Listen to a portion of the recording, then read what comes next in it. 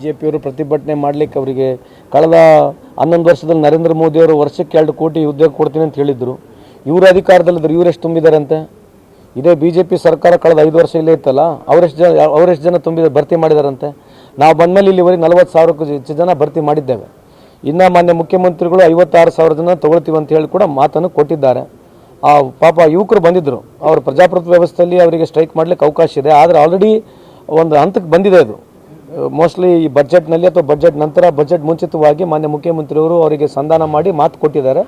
ನನಗಿರ್ತಕ್ಕಂಥ ಮಾಹಿತಿ ಪ್ರಕಾರ ಇದು ಖಂಡಿತವಾಗೂ ಪಾಸಿಟಿವ್ ಆಗಿ ಸರ್ಕಾರ ಪರಿಗಣಿಸುತ್ತೆ, ಮಾಡುತ್ತಂತ ನನ್ನ ನಂಬಿಕೆ ಇದೆ ಅಂತ ಹೇಳಲಿಕ್ಕೆ ಇಚ್ಛೆ ಬಯಸ್ತೇನೆ. ಅಲ್ಲ ಮಾಡಬಾರ್ದು ಅಂತೇನಿಲ್ಲ, ಆದರೆ ಹೈಕೋರ್ಟ್ನಲ್ಲಿ ಹೇಳಿರ್ತಕ್ಕಂಥದ್ದು ಆಲ್ರೆಡಿ ನೇರವಾಗಿ CM ನಿಮಗೆ ಆಡಿಯನ್ಸ್ ಕೊಟ್ಟಿದ್ರಿಂದ ಟೈಮ್ ಕೊಡಬೇಕಂತಕ್ಕಂಥ ಮಾತು ಹೇಳಿದೆ. ನಿಮ್ಮ ಮುಖಾಂತರ ಪ್ರತಿಭಾ ಯುವಕರಲ್ಲಿ ಕೂಡ ಮನವಿ ಮಾಡತಕ್ಕಂಥದ್ದು, ಸ್ಟ್ರೈಕ್ ಮಾಡಬಾರ್ದು ಅಂತ ನಮ್ಮ ಉದ್ದೇಶ ಇಲ್ಲ. ಭಾಳ ಹಂತದಲ್ಲಿದ್ದೀವಿ, ಭಾಳ ಹತ್ತಿರದಲ್ಲಿದ್ದೀವಿ, ಅವ್ರಿಗೆ ಬಿಟ್ಟಿರ್ತಕ್ಕಂಥದ್ದು ಗೊತ್ತಿಲ್ಲ. ಆದರೆ BJಪಿಯವ್ರು ಎದಕ್ಕೆ ಸ್ಟ್ರೈಕ್ ಮಾಡ್ತಿದ್ದಾರೆ ಗೊತ್ತಿಲ್ಲ. ಹೋಗಿ ನರೇಂದ್ರ ಮೋದಿ ಅವ್ರ ವಿರುದ್ಧನೇ ಮಾಡ್ಬೇಕು ಈಗ BJಪಿಯವ್ರದ್ದು. ನಮ್ಮ ವಿರುದ್ಧ ಮಾಡಿ ಏನು ಉಪಯೋಗ ಆಗೋದಿಲ್ಲ. ಅಲ್ಲಿ ಕೇಂದ್ರದಲ್ಲಿರ್ತಕ್ಕಂಥ ಎಲ್ಲ ಸಚಿವರ ವಿರುದ್ಧ ಮಾಡಕ್ಕೆ ಹೇಳ್ರಿ, ಸಾಕಾಗೈತಿ ಇವ್ರದ್ದು.